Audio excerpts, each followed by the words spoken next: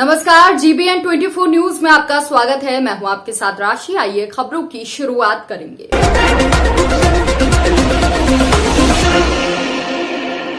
अमरोहा से बसपा सांसद कुंवर दानिश अली ने कश्मीर फाइल्स पर बैन लगाने की बात दोहराई है।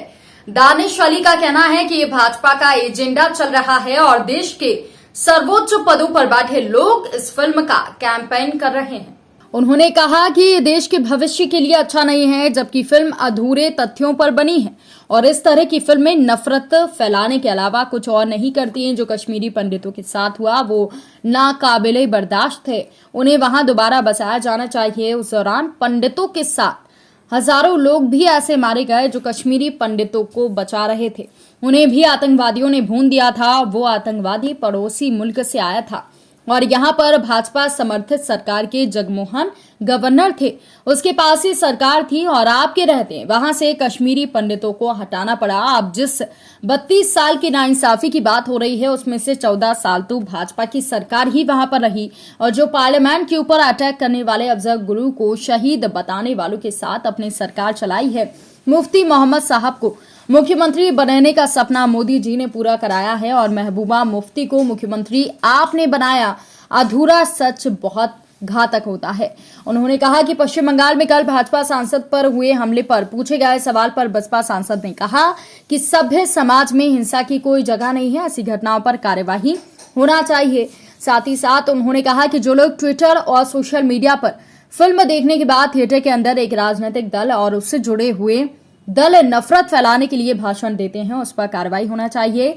वहीं द कश्मीर फाइल्स की स्टार कास्ट की आज योगी आदित्यनाथ के साथ होने वाली मीटिंग पर सवाल किया और कहा कि जब देश के प्रधानमंत्री और मुख्यमंत्री देश के नौजवानों को रोजगार देने के बजाय एक फिल्म के प्रमोशन में लगा हुआ है तो इससे दुर्भाग्य की बात नहीं हो सकती। उन्होंने कहा कि इस फिल्म से पहले गुजरात फाइल्स बनी थी जिस पर मोदी जी ने खुद प्रतिबंध लगाया था। उस टाइम फ्रीडम स्पीच की बात उनके दिमाग में नहीं आई। अब आपको मैंडेट मिल गया है, इस नफरत की यूनिवर्सिटी को बंद कीजिए।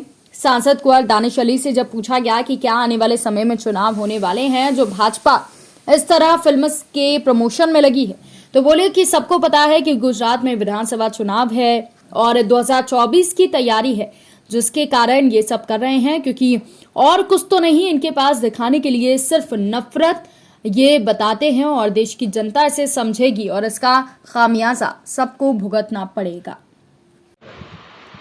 देखिए, कोई भी ऐसी फिल्म जो तथ्यों से परे हो या अधूरे तथ्य दिखाए जा रहे हों और ऐसी फिल्म को देश के सर्वोच्च पद पर बैठे हुए लोग उसकी जो है उसको की कैंपेन कर रहे हों तो ये देश के भविष्य के लिए अच्छा नहीं है।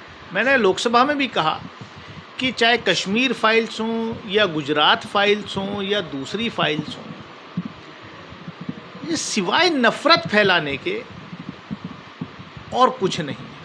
देखिए, ये तो मैंने कहा ना कि फिल्म के प्रमोशन जब इस देश के प्रधानमंत्री और मुख्यमंत्री बजाय नौजवानों को रोजगार देने की बात करें, बजाय देश के में अमन चैन की बात करें, एक फिल्म के प्रमोशन में लगी हुई है पूरी सरकार, पूरा मंत्रिमंडल, मुख्यमंत्री, प्रधानमंत्री। इससे ज़्यादा दुर्भाग्य की बात और कुछ हो नहीं सकती। फिल्म बनाने काम फिल्म वालों का है। उन्होंने अधूरा सच दिखाया या पूरा सच दिखाया। उससे पहले भी फिल्में बनी हैं। उससे पहले आदरणीय मोदी जी ने खुद जो गुजरात फाइल्स पर फिल्म बनी थी उसको बैन किया था मुख्यमंत्री रहते हुए। उस वक्त फ्रीडम ऑफ स्पीच और एक्सप्रेशन की बात नहीं दिमाग में आई थी। तो मतलब सरकार को जो असली मुद्दे हैं, जो बेरोजगारी का मुद्दा है, जो किसानों का मुद्दा है, जो असली इश्यूज हैं उस पर काम करना चाहिए। आपको मैंडेट मिल गया, अब इस नफरत के यूनिवर्सिटी को बंद कीजिए। देश ऐसे नहीं बढ़ता। कनौज में इंदागढ़ क्षेत्र के कलशान गांव के पास तेज रफ्तार डंपर अनियंत्रित होकर सड़क के किनारे खाई में जा गिरा। डंपर पलटने से चालक दब गया। सूचना लगते ही गांव के कई लोग एकत्रित हो गए और गांव के लोगों ने बड़ी मशक्कत के बाद चालक को बाहर निकाला।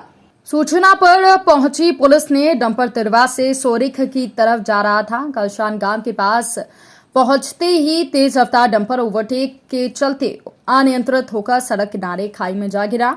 सूचना लगते ही गांव के कई लोग एकत्रित हो गए। वहीं चालक डंपर में दवा देखकर लोगों ने इसकी सूचना आनन फानन में पुलिस को दी।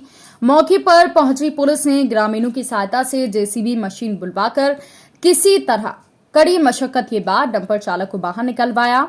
आपको बता दें कि चालक घायल अवस्था में बाहर आया। फिलहाल पुलिस कर्मियों ने घायल को उपचार के लिए एम्बुलेंस की सहायता से तिरवा मेडिकल कॉलेज भेजा है। सहसवान में आज शाम 8 बजे के करीब सहसवान कछला मार्ग बक्सर के पास लकड़ी से भरे ट्रैक्टर ने तेज रफ्तार में पुलिस से बचने के लिए बाइक सवार 3 लोगों को टक्कर मार दी।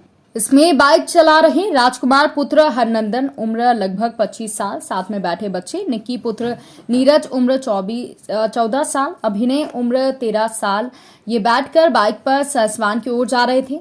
इसी बीच अवैध रूप से लकड़ी काटकर ट्रैक्टर ट्राली ने तेज रफ्तार में उन्हें टक्कर मार दी, जिससे राजकुमार और अभिनय की मौके पर मौत हो गई। निक्की की हालत गंभीर बनी हुई है। सहसवान सामुदायिक स्वास्थ्य केंद्र में उसे लाया गया है, जहां पर उसकी गंभीर हालत को देखते हुए बदायूं भेज दिया गया। आपको बता दें कि सहसवान में हरे भरे पेड़ों का कटान लगातार चल रहा है और इसको लेकर ट्रैक्टर ट्राली वाले खुलेआम तेज रफ्तार में अपने स्थान पर पहुंचने के लिए चलाते हैं, जिसमें सहसवान के वन विभाग और पुलिस की भूमिका पूरी तरह से है और इसी वजह से ये दुर्घटना हुई है। सवाल ये उठता है कि सहसवान में 112 नंबर पुलिस और क्षेत्रीय पुलिस कहां रहती है जब ये लोग अवैध काम करते हैं और इस तरह की घटना हो गई है। 2 लोग मर चुके हैं, एक बालिका जिंदगी से लड़ रही है। इससे ही अंदाजा लगाया जा सकता है कि किस तरह सहसवान में विभागीय अधिकारी नजर बचाए हुए हैं। इस बुलेटिन में फिलहाल के लिए इतना ही। अपडेट्स के लिए आप बने रहिए हमारे साथ। नमस्कार।